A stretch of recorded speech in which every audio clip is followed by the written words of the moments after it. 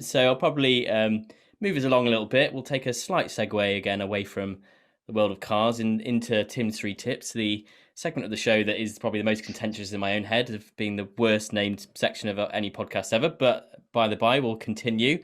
So for those that may not know, Tim's three tips is the part of the show where we ask our expert guests to give three bits of advice, three tidbits that could help you in your everyday life. As you are an expert in all things cars, or at least you like to think so, from my knowledge.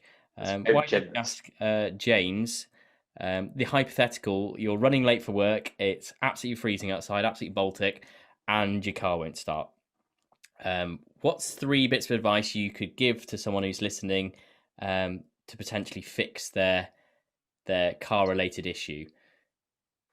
Yeah, I mean that's a very specific problem you've got there, Tim.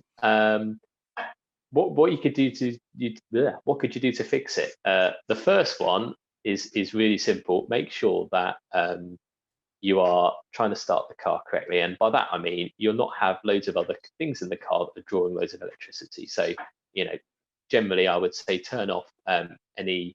Make sure there's nothing plugged into the 12-volt socket. Um, and see if that improves things. You may get to the point ultimately where the next best step is rather than spending time trying to fix something that you can't, is to, oh, we're getting an interlude here as well. Rather than spending time to fix something, is to go and ask for assistance. So jump starting a car is something that I think everyone should know how to do. Um, just remove, it's a nightmare. Um, so jump starting a car, I think, is something everyone should be able to do, and it's really simple process, and that is something that ultimately on a cold morning you may have to do to be able to get your car going. And the other one, is then make sure that you've got alternative arrangements if you really need to.